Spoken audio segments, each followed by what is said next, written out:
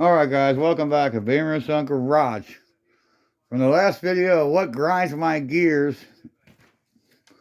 to this video of what freezes my gears.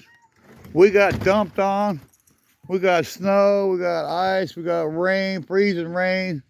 It's just nasty out here. So there'll be no video today of the Roadrunner. We didn't get to, I got a bigger tarp. My son had, actually we did some swapping.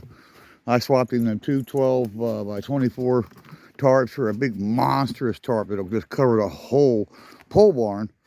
And so I didn't get it up before the storm came in yesterday. It rained all morning, and then it turned cold and it froze, and then snow came on later in the evening, and I got a mess here. It is just a mess. Hey, it's enough, girl. She sees a kitten over here. I don't know which one. She's a kitten over there. She probably wants to play. Get back, girl. Get back. Dad's coming down. So it's it's a mess to try to come out here in the snow. You're gonna get all wet and cold. And one of our viewers on our part 3 on the Roadrunner says, he says your Roadrunner locked up from sitting. No, it didn't. 12 years ago, this car was a running and driving car.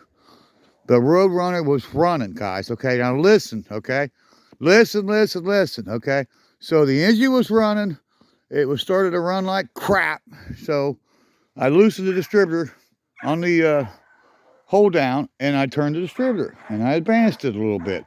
And it picked up and started running good. So I let it sit there and idle. Then I revved it up a couple times, kind of, basket in the glory of it running good, and it ran real good. And I let it run for a few more minutes. Then all of a sudden it started running like crap again. So I started to, I loosened the distributor. I started to, trying to, advance it some more and retard it, trying to get it to come, back around. And all of a sudden, with it continuing to run like crap, it just locked up, just like that, tighter than a drum. And it wouldn't restart. I went and got a breaker bar, the ratchet, the socket, and it wouldn't turn over, it wouldn't back up. It locked up 12 years ago. Why it was running, it didn't lock up from its sitting for 12 years from rusting the cylinders, people. Now, I don't know who's out there, watches my channel, but it's pretty obvious when, I tell you that it locked up while it was running. So it didn't lock up from sitting. It didn't lock up. It's got rust in the cylinder. People, I love you. I do. I love you. But some of you people are just dumb, I mean, you guys need a taste of Mr. Obvious, okay? So I'm Mr. Obvious, okay? So this is a Mr. Obvious video, okay? Last video was, what grinds my gears. Well, this video is Mr. Obvious tells you that it wasn't locked up from sitting. It locked up while it was idling. It locked up tighter than the drum, people, okay? It's not from sitting for 12 years and we got rust in the cylinder. No, it locked up as it was running. Most likely the timing chain jumped a tooth or two, probably more than that, and a valve smacked a piston, which locked the engine up. It's an interference engine. Do you guys know what an interference engine is? Okay. They make a non-interference engine, so if the timing belt or the timing chain will come apart, the valves won't smack the pistons, okay?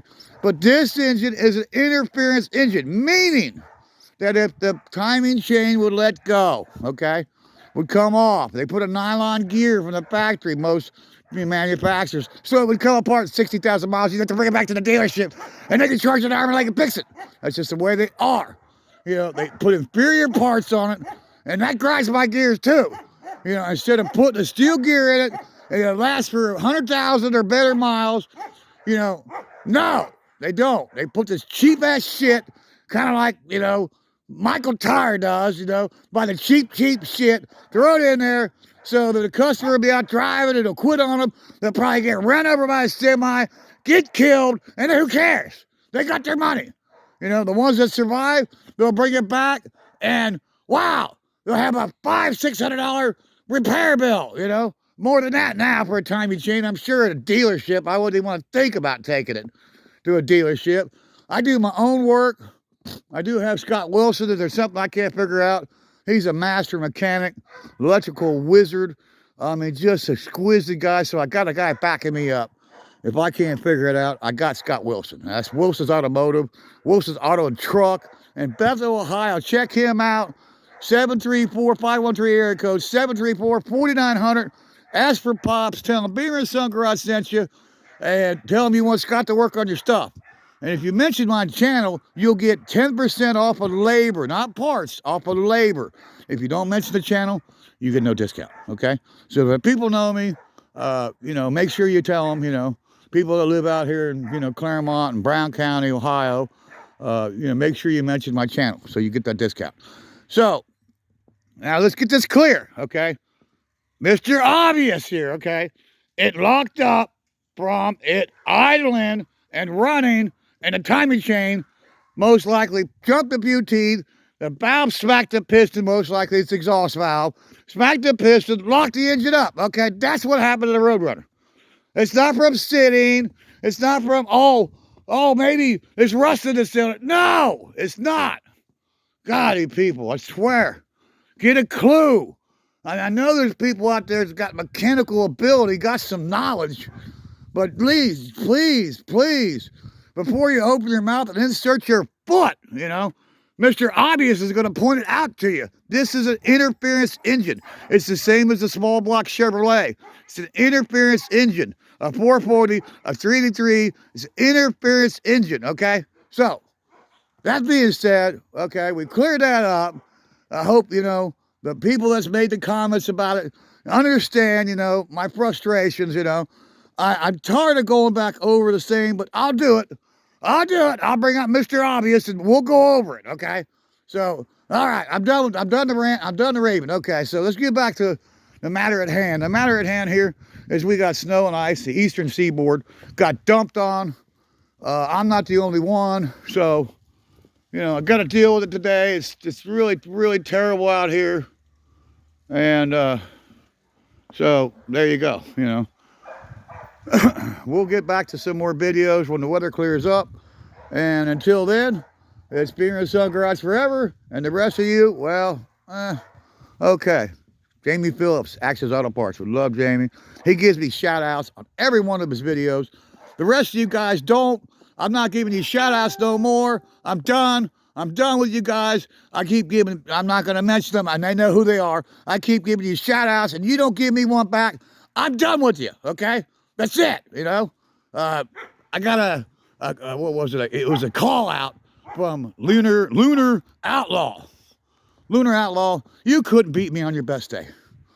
You couldn't beat me. I've been drag racing since 1978.